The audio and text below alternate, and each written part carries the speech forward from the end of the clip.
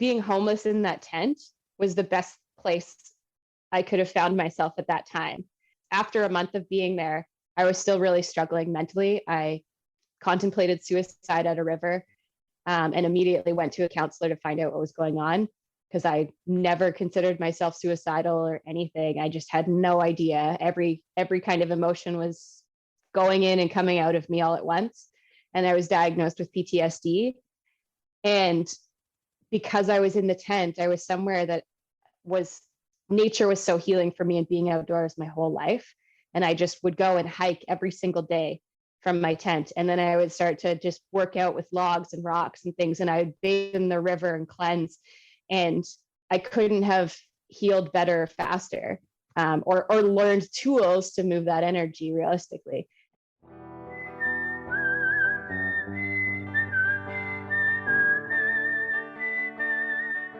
These are stories of outdoor adventure and expert advice from folks with calloused hands. I'm James Nash, and this is the Six Ranch Podcast.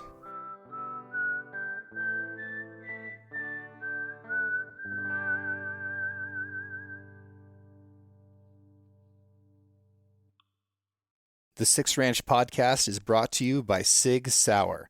SIG is a leading provider and manufacturer of firearms, electro-optics, ammunition, air guns, and suppressors.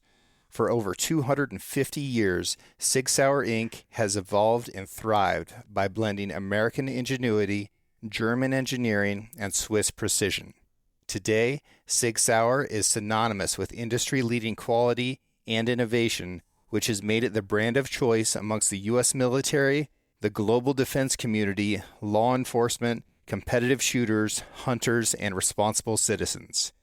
Sig Sauer is also a premier provider of elite firearms instruction and tactical training at the Sig Sauer Academy located in New Hampshire.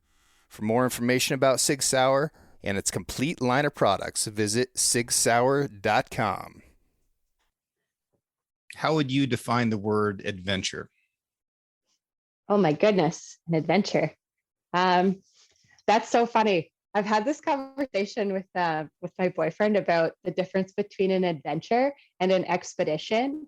And I feel like an adventure is something that can be new, or a new twist on it to the individual. And I find an expedition is something that's like completely out of your realm. You don't know fully what's coming. There's lots of unexpectedness. Whereas an adventure is like excitement, but you kind of know. I don't know. Yeah. No, really. I would almost swap those definitions if I were to look at it. So that's really interesting. I don't know. Yeah. I got to look up the actual definition of the two to see the specific difference between expedition and adventure. Yeah. Yeah. It is interesting. Do you have a preference? If you could only have one, would you rather go on adventures or expeditions? If I could only have one for the rest of time, it'd probably be adventures, because I feel like you could make anything into an adventure. Like simply, if you're taking kids to the grocery store, adding some sort of twist to it, so it's an adventure or something kind of new and fun. Expeditions. My way of thinking of what an expedition is, you're really pushing yourself and you need breaks from them sometimes, mentally and physically. So I think if I could only have one for the rest of the time, probably adventures. Well, I don't know a lot about you, but from what I've learned a little bit, you went on quite a trip starting in Oregon and you ended up in Arkansas. Is that right? From Oregon all the way to Baton Rouge, Louisiana. All the way to Baton Rouge. 16 states, paddled 4 different rivers to get there, over 6,500 kilometers. So I want to hear about that trip. Okay. Like from the beginning. Tell me the story. Okay. So how I ended up on the trip, to start with, is it was created by a team of canoeists, adventurers, filmmakers. This group of 4 had come together, designed this trip. They won a bunch of grants through Canoe Kayak Magazine, NRS Web, MEC, they were fully funded, and they had a falling out. I wasn't aware of that being the case at the time, but there was only one member left, and they needed somebody to still go who was capable of doing the paddling, the hardships, but also who could document and tell the story of this journey. So the paddler, as well as sponsors, reached out to me asking if I'd be available and at all interested in doing this crazy over 200-day expedition. That would be a first for Canadians for sure, but the route was likely the first it had been done. And of course, I'm like, yeah, heck yeah. Immediately, I happened to be back in Winnipeg, Manitoba, visiting my parents at the time. And I just turned to them and was like, so how do you feel about having my dog for like 200 plus days? Like, yes, what are you doing, Jillian? And that was really the only thing that I felt like I needed to sort out to be able to fully say yes to doing this trip. And so that was it. That was a month before we started. Went in, I didn't know the person. We had never even spoken on the phone before. And we pushed off on the 28th of April from the Pacific Ocean in Oregon, at Astoria, Oregon, and started paddling up the Columbia River, so against the current. Paddled up Columbia River to the Snake River, and then up the Snake River to Lewiston, Idaho. And from Lewiston, Idaho, we were met with the Continental Divide, so the Rocky Mountains, and can't paddle there. So we had to portage over 675 kilometers. So portaging is either carrying your canoe on your shoulders or all your gear, and then you can have your canoe. We had it on a set of tires. So I had a big backpack on, camera gear on, and then I had the canoe tethered to the back of my backpack. So I was hauling the canoe with gear in it. So did you just hoof it up Highway 12, or how did you leave Lewiston? Yeah, so we went up the highways. I don't remember the numbers, but up the highways to Lolo Pass. Lolo Pass. So you're going up up the Clearwater, and then through Missoula, Lolo Pass, that whole route to Helena, Montana. The second day of doing that portage, I broke my foot, and I'm a little bit stubborn, so I kept going until my boots no longer fit because of the massive blisters that had been created from the swelling in my feet. And they were all infected. And in a few days, we were about to be in the second most polluted river in North America, the Missouri River. So, like, okay. So where did you break your foot? I broke it just outside Lewiston, Idaho. Okay. But I mean, it's like, I don't know, 212 miles from Lewiston to Missoula, something like that, maybe more. You're not walking 100 miles a day. Yeah, we were doing like 30 kilometers a day, roughly. Okay. It took 20 days to do the portage. Yeah. I mean, that's a beast of a trip. I've driven that road 100 times and I don't even like driving it. So that is a really, really impressive trip, and 100% uphill until you're on the east slope of the Continental Divide heading down towards Lewiston. Were you able to put in on Lolo Creek or anything like that? Or did you hike all the way from Lewiston to Helena? We hiked the whole thing. Because we started in the spring, that year.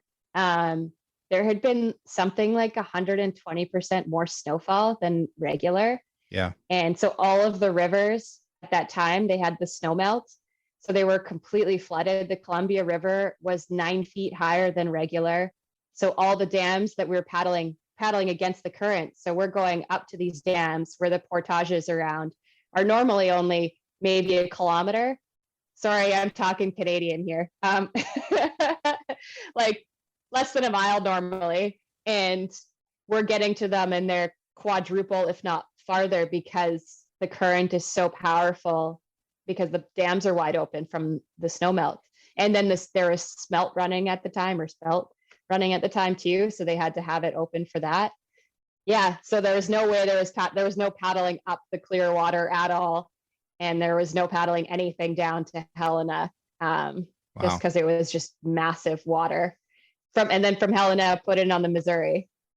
That's crazy. So I remember reading Lewis and Clark's journals, and they were afraid to leave Astoria in the springtime because there was so much water coming down. And of course, that was before dam influence, but with the dams wide open, that's not going to make a huge difference in the actual volume or velocity of the river. And as they went on up the Columbia, all the natives told him, look, you need to wait. Even if you keep going, you're not going to be able to cross the Continental Divide because of the amount of snowfall that there is in the springtime. And they tried. They said, you know what, we're tough. We've already hiked across the country once. We're going to do it again. And they ended up having to turn back and almost starved to death. And they were eating their moccasins and then their dogs and stuff like that. So that's a pretty ambitious time of year to take off on a trip like this.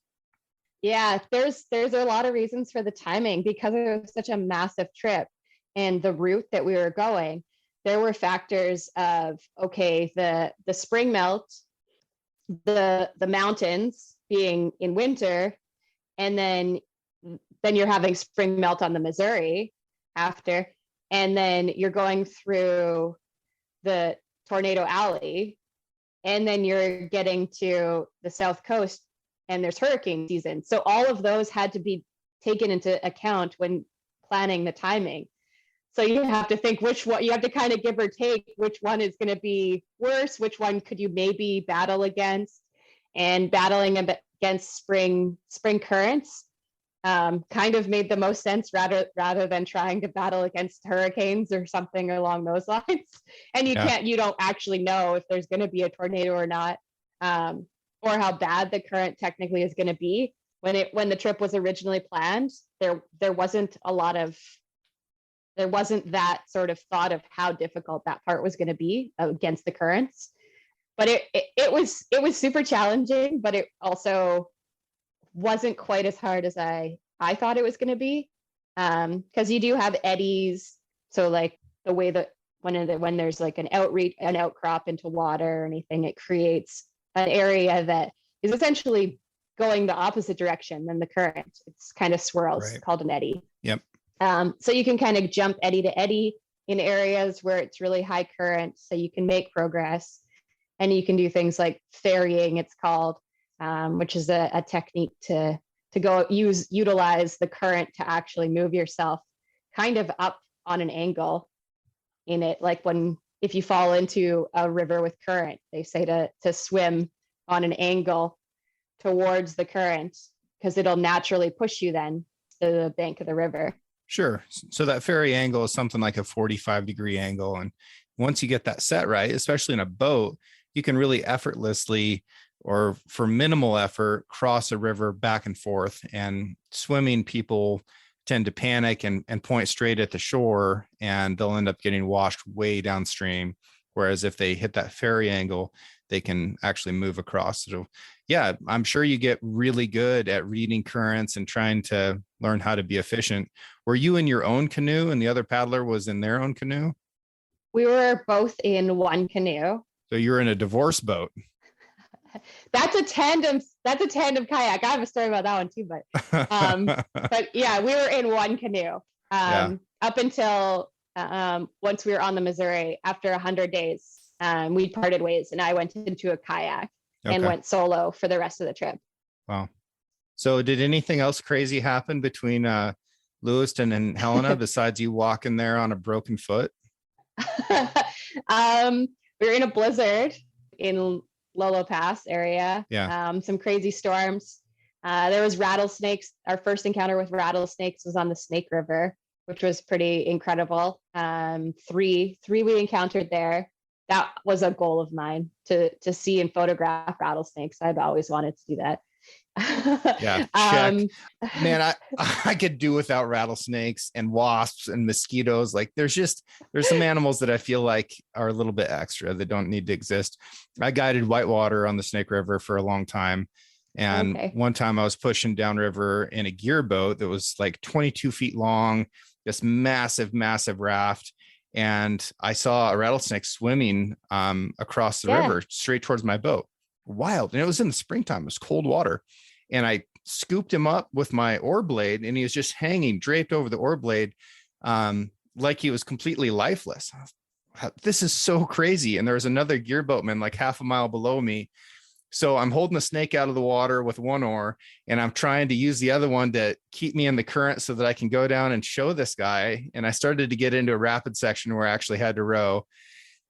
And so I put the snake back in the water, and he immediately rears up and starts swimming towards the boat. I was like, take a couple oar strokes away from him. Like, no, I don't want you on here. And then we started to get closer to these rapids. And I was like, you know what, snake, you're on your own. And I pushed into the faster water and left him. But it blew my mind that snake was trying to swim across a rapid section of the Snake River through Hell's Canyon. Right. I ran into a rattlesnake swimming on the Missouri River as well. And all I kept thinking was, okay, we've encountered everything from tornadoes to rattlesnakes at camp to you name it, everything, crazy storms, all of it, rapids. And now there's snakes in the water. Like there's rattlesnakes in the water. We're not supposed to be there yet. That's in the South. We're supposed to have a break for a little bit from crazy shit. Excuse my language. There's like a stretch where there shouldn't be bears as far as we knew. There's not supposed to be bears here, rattlesnakes, like anything in the water. We should be good. And there's rattlesnakes swimming.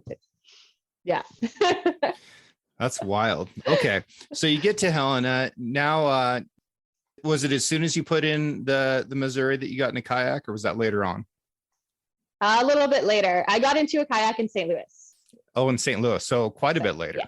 Yeah. How did you manage all the dam crossings? Did you just portage around them? Yeah, just portage all around everything. Sometimes we would put the canoe on tires if they were a little bit longer.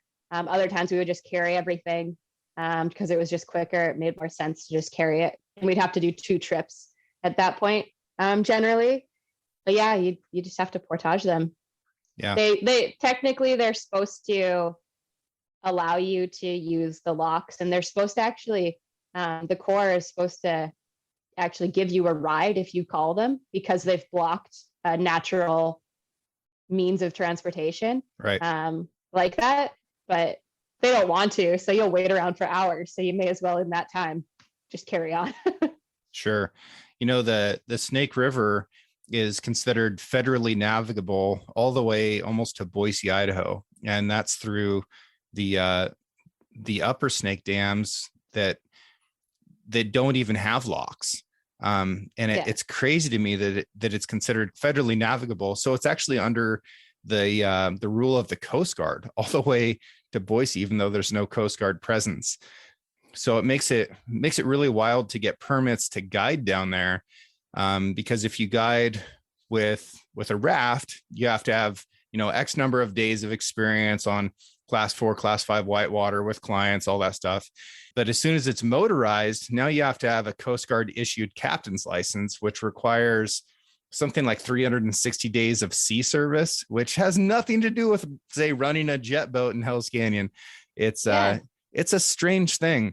There's some aspects of the federal government controlling those dams and those locks and those waterways that I really don't agree with. Yeah. One of the most interesting things I found with encountering so many dams, like 22 different dams that I encountered, that I had to portage on the whole trip. And every single one of them was so different from the next. Yeah. Like I took photos of all of them, and they were all different styles, so unique. I did not expect that at all. I thought they would be like consistent types in some way, at least along like one river, but they were all completely different from one another. Sure. And a lot of them were built during a similar time period. Like a lot of these snake dams were built in the 50s, but it was still different engineering firms, and they'd learn from building one dam to the next a little bit more about how to do it. And that's fascinating.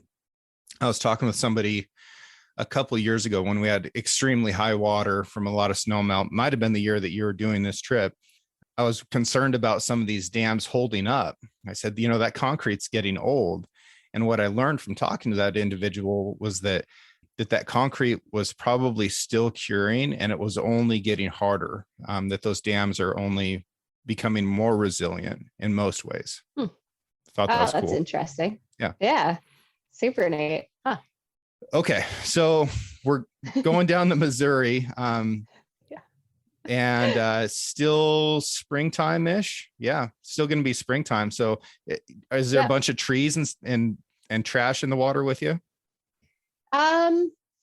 Not so much. Yeah, not so much because we're passing dams, so dams kind of help with that. But yeah, no, there wasn't that much. It was starting to be summertime. We were in the south, I think south from Canada, the Dakotas and that whole area, the Tornado Alley area, pretty much during tornado season. So right in summertime, we were going through there. Wow. So we encountered some pretty crazy storms for sure. And had our share of tornado scares out there. A couple windbound trips or days, I mean. Yeah. Yeah. And then from the Missouri, it was on to the Mississippi River and down. How's the Mississippi? That's a big piece of water. Yeah, it's big. It's beautiful. It was flooding when I got onto it. A couple weeks into being solo, it rose like 30 feet in a day. It was insane. So you really had to be careful on that river for that reason, because the beaches that you'll camp on are just flat. They're almost at the height of the water.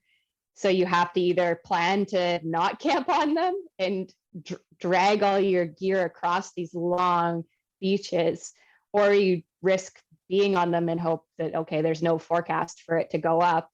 But yeah, so I got to camp on a couple, and then I knew that it was going to rise, so I'd have to haul my gear all the way up, and then it did flood. And then you're having to go up these steep embankments of mud to find camp spots, and you're going through all the trees and kind of mangrove area and into the bayous to find anything solid, which was really cool and beautiful for sure. Yeah. And then I learned of the fact that I ran into, on a really pouring rain day, this father and son was helping this gentleman get a boat into the water. And I pulled in to give them a hand. And they started telling me about all the wildlife around the area. And these guys are part of the suicide squad. So they're guys that wrestle wild boars, but with their bare hands. And they're like, yeah, so you got to watch out for boars. You got to watch out for bears. You got to watch out for cottonmouths, rattlesnakes. They start listing off everything. I'm like, wait. There's bears here? Yeah. I didn't think there were bears down here. That totally threw me off.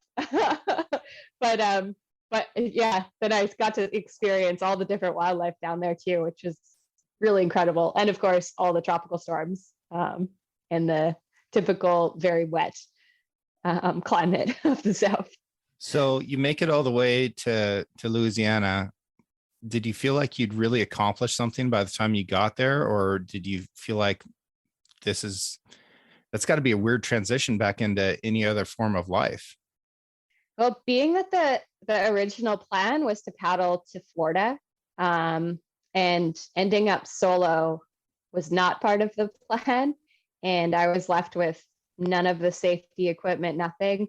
And so a stranger printed off some paper maps for me to get me to New Orleans. But I didn't have any proper gear, no radio, nothing. Didn't have solar or batteries or anything to keep things charged. So it was a super hard call for safety and for mental health, basically, to call it quits and stop in Baton Rouge. Yeah. So at that point, when I did stop, I definitely didn't feel accomplished because I thought I was letting everybody down. But now I do. It took a lot of time for sure to be okay with making that call. But yeah, now I feel accomplished with the whole thing. There's kind of an interesting thing going on in the guide community right now. And it's including like ski patrols, some ski guides, some whitewater guides, and they're starting to talk about their compensation and how little it is. I don't know if you've been following along with any of that, but one of the things that I talked about when I was guiding whitewater, because some of these whitewater companies employed quite a few guides, parts of the community would be like, isn't that wonderful that they're creating so many jobs? And like, yeah, kind of. But a lot of those guides were making like $50 a day to work a 16-hour day that is really hard work with really high risk and requires a lot of skill. And the reality is a lot of those guides were homeless. They lived on the riverbank next to their boat, and that's how they got along. And you've kind of experienced that in multiple ways in your life, haven't you? Yeah, for sure. Doing those expeditions, you have to save up some sort of funds. You're not paid to go on them. At least I'm not. There's a few people in the world that are actually paid to go and do these expeditions and things. But it's really hard to do that, especially as kind of selling yourself as a photographer, because it's not viewed as like an athlete and that side of things, even though you have to train just as hard as if you're documenting somebody else's journey or if you're going it alone. So you have to hope that people will buy your photos or buy your story after the fact. So you're going in and hoping that you make something off of it, having no idea if you are or not. And then the homeless side, I have been there too before that expedition. Before that, been there where I've had to leave everything to get away from an abusive relationship. Leaving home, I had a dog sled business with the person, had to leave that as well as all the dogs behind to kind of escape from that situation, and ended up being homeless for 7 months, living in a tent in the woods at that time. So I can relate for sure. I'm sorry that happened to you. That's extremely difficult. And do you feel like there's some catharsis in going on these big lengthy expeditions that's helped you from that? Oh, for sure. Yeah, definitely. Being homeless in that tent was the best place I could have found myself at that time. After a month of being there, I was still really struggling mentally. I contemplated suicide at a river, and immediately went to a counselor to find out what was going on, because I never considered myself suicidal or anything. I just had no idea. Every kind of emotion was going in and coming out of me all at once. And I was diagnosed with PTSD. And because I was in the tent, I was somewhere that nature was so healing for me, and being outdoors my whole life. And I just would go and hike every single day from my tent. And then I would start to just work out with logs and rocks and things. And I would bathe in the river and cleanse. And I couldn't have healed better, faster, or learned tools to move that energy realistically. And I've continued to do all of those. It's been 6 years now, and I still go to the same river when I'm in Squamish, in that town where I was in that tent. I still every morning will go and do the same workout routine, same hike, and go and bathe in the same river, even though I have a nice hot shower at home and a gym that I could go work out at. It's just there's so much more healing power there, I found. And yeah, through being there, it allowed me to feel more comfortable to start sharing what I was going through and what I had been through. And the response that I received from people who left their abusive relationships because they saw me having left mine and sharing about that, it inspired me to continue to share my story and push myself a lot more. And it's really what gave me that motivation to just kind of say yes to all of these crazy expeditions and world first and Canadian first and things like that I never had goals of ever. But not having that fear and feeling you can kind of push yourself and get through anything totally stems from having that experience. Well, good on you for recognizing that you needed help and going and getting it. That's a really, really difficult and important step. And depending on the community that you come from, it can be even harder, right? So like the first time that I got hurt in Afghanistan, I had a bad traumatic brain injury. And the doctor said, you know what, in like 10 days, you're going to feel a lot better. All the stuff that you're experiencing right now, it's just going to get a lot better. And then you're going to be back in the fight. And after a couple of weeks, I was like, I've not experienced any change that's positive. If anything, this stuff is getting worse.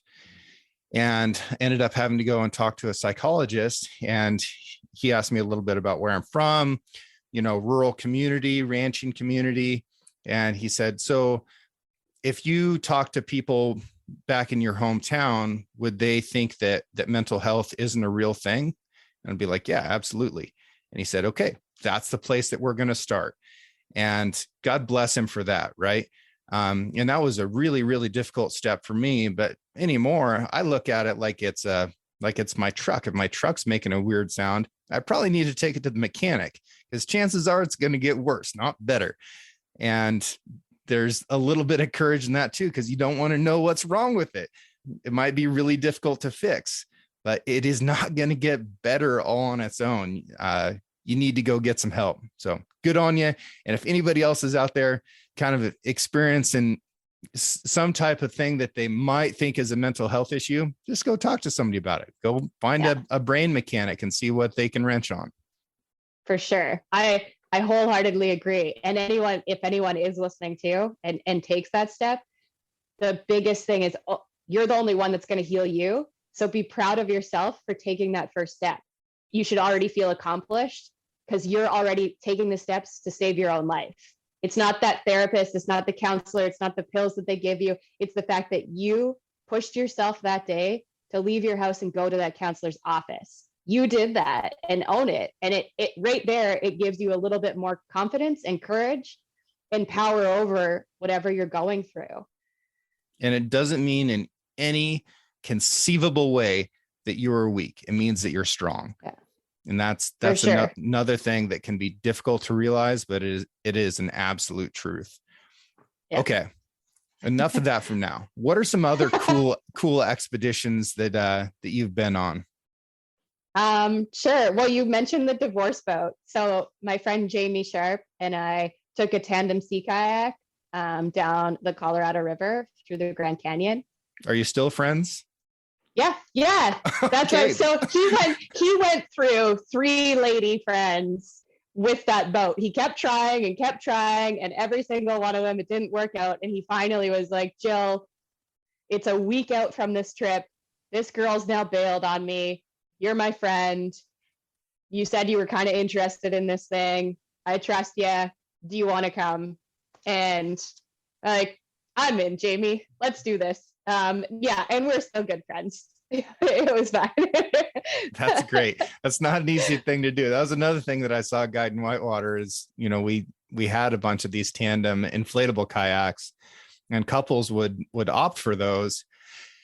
And we would kind of give them the disclaimer ahead of time and let them know that this is called a divorce boat. And the first day, they eat it in a rapid, and it's like, ha ha ha. And the second day, there's some arguments like, I said left. And then the third day, it's like, we're not going to be in the same boat today. And it's a real problem. It definitely takes both people have to be a specific type of person. The person in the bow really has to put any ego aside, because they have to listen to the person in the back communicate. And the person in the back has to be a good communicator, but also has to be patient that the person in the front might screw up sometimes. And the person in the front is often not as strong in that realm. And so the person in the back really has to have a lot of control of like steering and all of it. They have to just be patient and understanding of all of that side of it. And so that was what was really good with Jamie and I. Was he's a guide. He's guide his entire life. And he was very patient, and he was really good. He knows how to communicate well, what to do next, and talk me through things. I don't claim to, I'm not a whitewater paddler. I've done whitewater stuff before, but I would never say I'm a whitewater paddler in any way. And I really went in this is Jamie's goal. This is his expedition. I'm going there to support my friend achieving his goal. So I'm not going to try to override anything because of that. And so being in the bow, it was just, Jamie, you shout at me. You shout, if you have to shout really loud, really like angrily, you do it, because I might not hear you, or I might not grasp that it's that that it's that meaningful. It's okay. Like, let it out. And and we did. Yeah, we were fine. We had no sort of issues. We had a good flow at camp too, of a good routine, which is also something that's pretty important. If there's two of you and you're trying to do everything at camp kind of together, like have all your cooking stuff and sharing a tent and that side of things, it's really important to have a really good flow there. And those, like the strong parts, kind of figured out. So I would set up camp while he was cooking, kind of thing. Yeah, no, it worked out well. I'm really easygoing. So I spent 100 days with a stranger who was known, I found out afterwards, for kind of rubbing people the wrong way. So I'm pretty easygoing. Well, that's an important part of it too.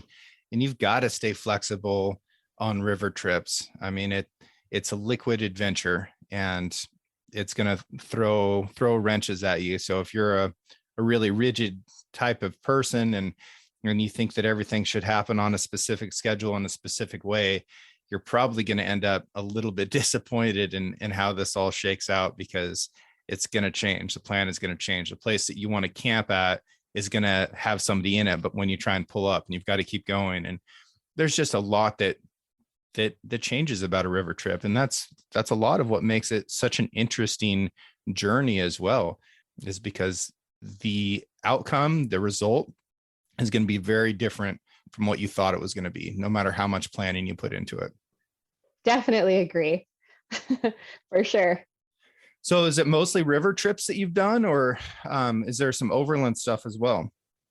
Well, I've done it kind of everything. I've done some mountaineering. On one 50-day expedition, I paddled through northern Alaska, and then ended up doing a bunch of hiking and mountaineering and summiting. We summited 3 mountains in 3 days in the Yukon, and then headed down to BC and went for the tallest summit within the northwestern, or the specific region, called Skiest Mountain. We were like 200 feet from the top, and we were just socked in this crazy storm. So we had to turn back, which was brutal. But yeah, that was a pretty amazing expedition. And then recently I've become an eco guardian as a job. So I count it as an expedition, but it's not really. But I get to live on a small island in the ocean. It's only like 240 hectares, and it's just rock, manning a lighthouse and a research station, and managing the wildlife that's there, and doing all sorts of things around the little island. My last station was a month I was there, and you're by yourself living there. And then coming this spring, I'll be there 2.5 months. So that's another one I count it, because it's pretty amazing, and you have to really be adaptable, and you have to create a lot of work, and there's constantly work to be doing too. Is that through a government agency? So one of the really neat things about it's called Race Rocks Marine Ecological Reserve, and it works with such a team dynamic there. Even though it's one person living there, you are hired by Pearson College, who has been given the guardianship, or the research and stuff on this island. So you go through Pearson College, and you're working with them. But then you're working with Environment Canada, as they have a weather station there and weather cameras. And then you're working with the Coast Guard, as they manage the lighthouse. And then you're working with DFO, so fisheries, because the water is a marine reserve. So you have to deal with poachers, fishermen, and all of that side of things. Yeah, and then it's a federal park. It's considered a park. So you're also within a federal area too, or a provincial park. Wow. So it's pretty amazing. Like chaos, it's pretty cool.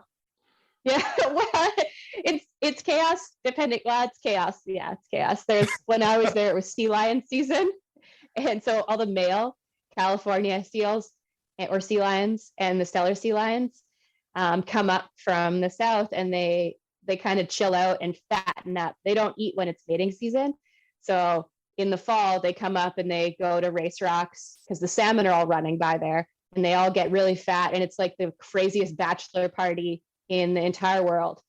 And there's over 2,000 sea lions on this like 240 hectare rock that, and you, and one you, and you're having to kind of control them because they will destroy the historic buildings. There's native burial grounds on the rocks, so you have to keep the sea lions off of those.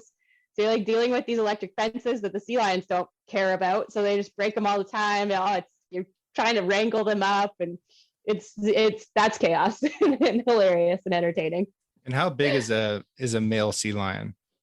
Oh, the stellar sea lions can be up to 2,500 pounds. Massive. Yeah. Yeah. Yeah. And they have like huge, massive teeth too. And they can, if they're angry on land, they can move surprisingly fast. They like launch themselves, and they can get you if you're too close. They could latch on, and you don't want that. No, that'd be terrible. And it'd probably smell bad too. Yeah, it's pretty smelly. Yep. Yep. And it's come spring, it's the seagulls and the coastal birds will be mating and breeding on the island. So a different type of smell. Yeah. And chaos. What does your future hold? Well, coming up here, this spring I'll be headed back to Race Rocks, as I mentioned, for 2.5 months. So I'm super excited about that, and hopefully get back up north for an expedition this summer. I would love that. But yeah, really trying to find new adventures and new expeditions, documenting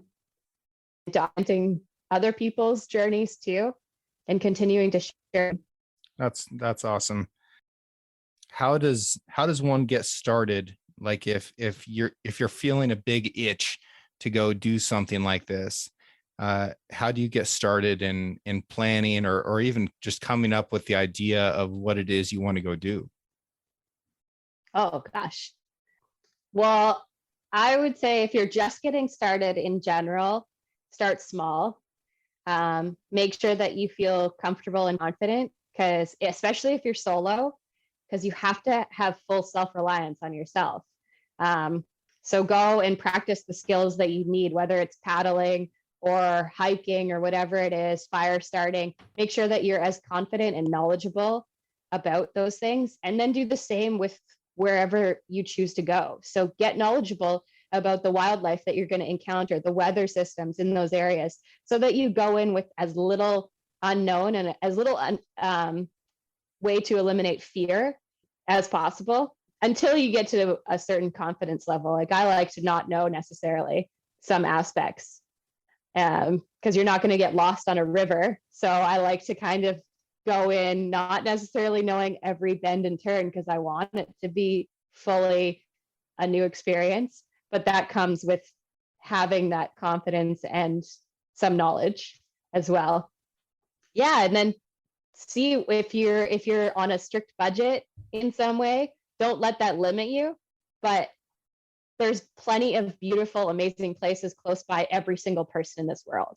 There's no excuse not to go outside and enjoy it. So it's pretty easy to find an expedition or adventure close to home, no matter where you are. Yep, I'd agree with all of that. And whenever stuff like this comes up on the show, I just encourage people to do it. Like that first step is often the hardest. It's not always the hardest. Like sometimes it gets a whole lot harder later on. But you've got to take the first step, and maybe that one is the scariest, or the one that takes the most courage. But then you're just going and kind of let it happen and adapt to whatever the situation becomes. I agree. Have you heard of Les Stroud? Yeah. Before? So, okay. The Canadian, he's famous for Survivor Man. He famously says, if you are only thinking about needing money to go on an expedition or an adventure or achieve your goals, you're dead in the water. It's just go do it. Don't use making enough money or making money, because there's not enough money that you will make ever. You'll always have that thought. Just go do it. Yeah. The only big canoe trip I've ever done, and I hesitate to say big in the context of this conversation, but it was when I was a foreign exchange student in Norway. I was in a class called Friluftsliv, which means like free air living, free air life. And I was in this class and I knew that we're going to go on this canoe trip, but I think I'd only been in Norway for a couple months. So my Norwegian was absolutely garbage. So I really didn't know what I was getting into.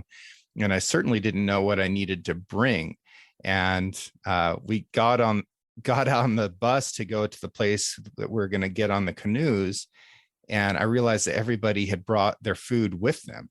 I was like, oh man, I don't have any food. And we stopped at this gas station, and the only like food that they had in there was bread. So I bought 2 loaves of bread. I didn't have very much money. I was an exchange student, and I was like, good enough. And I think we were out for 4 or 5 days canoeing every day. And the gal that was in my boat was the lily dippingest paddler I've ever encountered in my life. So I was the steering wheel and the gas pedal for the whole thing. And I did it for like $3 in bread. Not that big of a deal. So you can go out and you can make it happen on a pretty short budget. I would recommend maybe mixing up the nutrition a little bit more and hopefully understanding the language, but it was a good trip. I had a really good time. That's so amazing. See, you don't need much. Don't need much. A couple loaves of bread and you're set. Definitely on that cross America trip when I was paddling, once I ended up solo, when I was brought on it, like it was all supposed to be sponsored. The guy was going to be paying for all the food. That was kind of my pay for going on this trip and documenting it. Well, once I'm solo, that he wasn't doing any of that.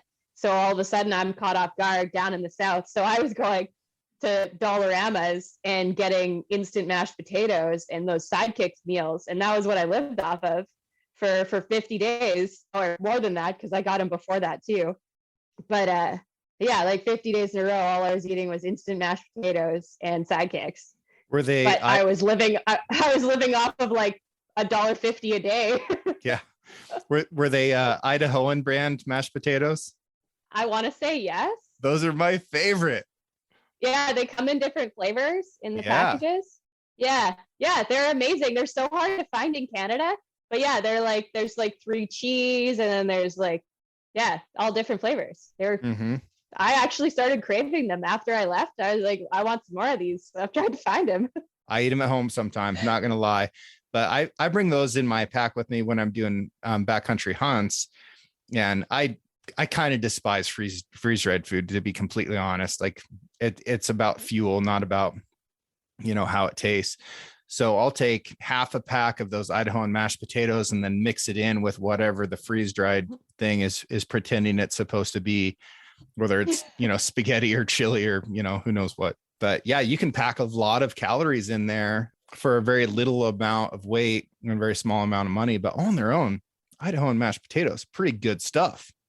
I thought they were pretty good. And yeah, they definitely gave me the energy I needed. Of course, like zero nutritional value, but they filled my belly. Kept me going. I imagine, you're a really fit person, but you probably lost some weight on that trip. Yeah, I don't know how much, but I think it was 20 pounds or something maybe.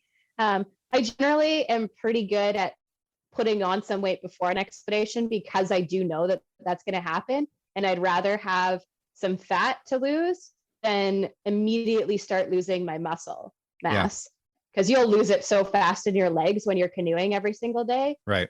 That I've done this on all my expeditions, where I shift over to the diet that I'm going to be on the expedition a couple weeks prior, so that my body can all adjust to it. Because I generally have a tendency to have issues to start with those like dehydrated meals and stuff. They're hard on everybody's stomach. But so your body's used to getting less calories and that side of things. But yeah, and then if I'm going up to northern Alaska to paddle, it's nice to have a little bit of fat for warmth. Yeah. And then you lose it so fast. You're cold and you're paddling for 16 hours a day, but then you're also setting up and breaking camp. So you lose it super fast. And then you just start losing your muscle, which sucks. Yeah, totally. But since you've had so much experience in the outdoors and in camping and all that stuff, is there one piece of gear that you can think of that sort of frustrates you that you wish existed or wish would be better and improved upon? oh my goodness, that I wish could be improved upon. Wow. I've never been asked that question before. I was like already lining up like my recommendations of good gear as you're asking. So, well, I have one that I'm gonna have to call them out. This brand though, is that okay? Are you Yeah, okay? that's fine. Oh yeah. Okay, so the Camillus, they make like hatchets and saws and stuff and axes and knives. So they have a fold up saw that it's a hatchet and then it's got a fold up saw in the handle. And it has a very bad design flaw that the locking mechanism for the saw is where you grip the saw. So if you grip the saw and you hold it like at all tight, you unlock the saw. Gotcha. And that's a problem. That happened to me and took my finger off. So yeah, while I was on an expedition on top of a mountain. Oh yeah, that was another expedition. But yeah, flipping a tire for like 30 days, a 400-pound tire, up 2 mountains. Yeah, and on top of the one mountain, the saw came down and took my finger off, and they put it back on, but that's what it looks like now. Doesn't do looks anything. Pretty good. I've seen and worse. Oh yeah. I actually told them if it's not going to be of any use and it's just going to get in the way, don't put it back on, but they won't do that. I was so disappointed. It's like, just get rid of it. If it's gonna prohibit me from like paddling properly or doing camera stuff, just get rid of it. I don't care about looks. They're like, no, we have to try. So. I did a lot of team roping when I was a kid, and there was there's an old cowboy that had dallied his pinky finger around a saddle horn and lost his pinky. And of course, as a little kid, you're curious about stuff and you maybe don't have a lot of decorum. I certainly kind of struggle with that to this day, but I said, how you doing without your pinky? And he said, if I'd known how good life is without it, I would have cut it off a long time ago. But yeah. I just thought that was there's definitely been a couple moments. That's great. Yeah. Where I'm like, dang it. But what I always say is, because it just sticks out and it's on my right hand, so the hand that I always use when I'm drinking anything, I'm extremely classy and proper because it's always just so very nice. Yeah, pinky out no matter what. Perk. Yep. Have you used silky saws? I don't know that name. Okay. No. That's my favorite folding saw out there by a lot. They're wonderful, and it doesn't stuff inside the handle of a hatchet, but it's a really, really good saw, and they're sharp and they cut with, the smallest amount of effort, and they've got a very good lock that's in the correct position. So next time you need a folding saw, you should look those ones up. I definitely will, for sure. Yeah. Good suggestion. Okay. Last question. When you're out on this stuff, are you ever trying to fish or hunt your own food, or are you bringing all that stuff with you? I always bring stuff. I do fish when I'm out at times, but I always bring food, and I always bring like a couple extra days because a lot of what I do is so remote that yeah, it's always best to have a couple extra days of supply with you. Yeah, I fished when I was up in northern Alaska. We fished a bit. Yeah, I don't really like to bring more smells into my camping area and camping when I'm in an extremely heavily grizzly populated area. Yep. Just more so for my own nerves than real necessarily danger. I don't want to make other people fear that or anything. If you're smart about it, like cutting it up away from camp and leaving the skin and cooking even away from camp and all that stuff. I mean, I would obviously do that, but I just don't like having that thought in the back of my mind that might hinder my trip just because now I'm nervous. So Yeah. Well, I mean, that gal outside Ovando, Montana got killed by a grizzly last spring. And unfortunately, people really attacked her because she had food in her tent. And like she was basically in town. All right. They're like, I don't want to cast blame or throw shade over this lady because she had food in her tent. But if you are around grizzlies, it's a good idea not to give them any extra reason to try and get in the tent with you.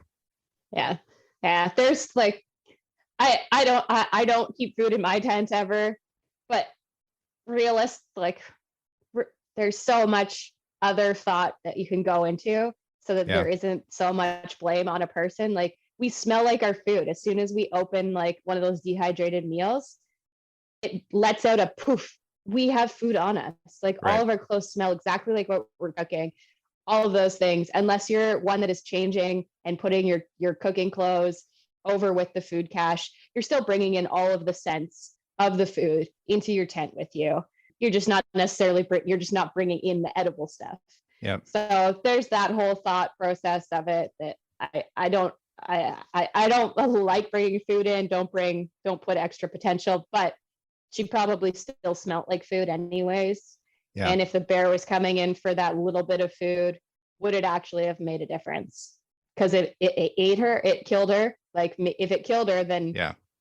there was probably another reason. Right. It was a super aggressive bear, and it ended up like ripping the door off somebody else's house and causing some other problems. And then they ended up getting killed a couple days later, fortunately. But some bears just get aggressive like that. I've kind of gone the opposite direction as what you're talking about, where I'll do some longer trips where I don't bring any food with me, and I'll just depend on a pistol and a fly rod. And that's been fun. But the last time I did it, I ended up hiking like, oh gosh, I think around 50 miles through a local wilderness area. And I went early enough in the year that by the time I got up in elevation, I'd hiked into winter again, and there was no food at all. There was no berries, there's no fish, there's no animals, there's nothing. So that ended up just being a really low calorie, high movement exercise that I was doing in preparation for a mountain goat hunt. And I just wanted something that was really difficult to do, and also to beef my legs up a little bit prior to that hunt. Yeah. But interestingly, given this conversation, the way that you and I got connected is you got asked to go on the show Naked and Afraid, and you weren't able or willing to do it, and you reached out to me to see if I wanted to do it, and I don't want to be naked on television, so that's going to be a no for me. But is anything like that in your future? Have you reconsidered that at all? No, not that one. No, I think I've kind of said that I'd go on like if like Survivor or something like that ever asked, I'd go on it. Yeah, there's a couple I would definitely consider. But big one for me for Naked and Afraid wasn't the like being naked or the survival side. It was that I've done so many trips now and just life experiences with somebody that I don't know, and it being particularly a male. And it takes a certain type of person to generally go and do something like that, that you're either like me and a number of other people that I've watched on Alone and things like that, who are just super free and like so unjudging and so patient that they can get along out there because they're patient enough to not get angry when they're starving, or they're understanding that, yeah, okay, it's pouring rain out. Yeah, I'm going to be cold if I go out there, or I'm going to take a relaxing day. And they have that patience and understanding. And then there's the people that are like real hard asses that go and do these things to push themselves and are really aggressive about it. And I feel like that probably is who they would pair me with, because they would want the opposites. And just having gone through that so much, like mentally, I just don't, that would be what would break me if would be that side of it. And I just know, like, I don't need to put myself in that scenario anymore. Yeah. The past experiences. I don't blame you a bit. And I also wouldn't want to end up with bugs, man. I keep talking about that, but the bugs would break me. Oh man, I had every type of bug bite, everything, every type of skin thing from poison oak, poison ivy to ants to wasp, everything. By the time I finished that cross America trip, oh, my skin was just shattered from it all. Heat stroke, everything. Oh, just a disaster. Yeah, so I understand. Well, where can people look at your photography, buy photos, follow along in the exciting life of Jillian? Instagram would be by far the best place, basically an online portfolio. You always be sure to read the stories that go along with all of my videos and photos. And it's just Jillian A. Brown Photography. Pretty easy to find. And you'll find that link in the podcast description as well. Jill, thank you for your time. This is a fun conversation. You've led a fascinating life, and I think that the best is still to come. Thank you so much for inviting me on. It was great to chat with you too and get to know you a little bit. Yeah, my pleasure. Well, stay warm up there, and we'll be in touch again soon. Amazing. Sounds good. Thanks so much, James. So I found this old ad, and there's like dudes dressed up like construction workers, and a guy's got a jackhammer, and there's a crane, and they're moving all these big steel beams and stuff. Aladdin Stanley Thermos. Stanley, the top all steel thermos bottle that's completely dependable. They're showing this thermos like falling off this building and hitting all this other construction stuff. And built to take a pounding year after year. Get the top one. Oh, it lands in a wheelbarrow. The guy grabs it out of the wheelbarrow. Now he's going to pour himself a cup of coffee. I love these cheesy old ads. And most of the time, like, they're lying to us, right? That's most of what marketing used to be, was just like telling a lie, or at least telling a version of a lie that made you think that you needed this thing.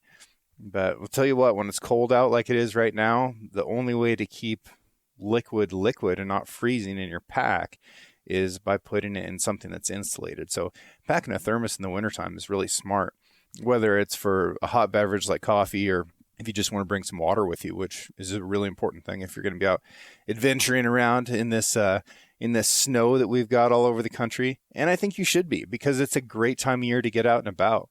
This is both a comfort and a safety thing. If you want to get something from Stanley, which I encourage you to do, you can use the discount code 6RANCH. That's the number 6 in the word ranch, and that'll get you 25% off of just about anything on their website.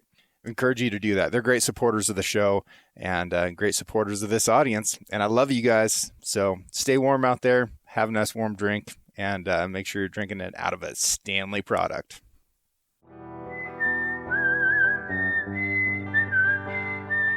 Thank you for listening. If you enjoyed this episode, please subscribe and share the show with a friend. You can also rate the podcast and leave a review. Your support allows me to keep doing what I love, which is meeting incredible folks and sharing their stories with you. For more content and photos, follow the show on Instagram at 6Ranch Podcast, or me at 6Ranch Outfitters. This episode was produced by Emily Brannigan, with original music written and performed by Justin Hay. Art for the 6Ranch Podcast was created by John Chatelain and digitized by Celia Christofferson. Tune in every Monday for a brand new episode of the 6Ranch Podcast.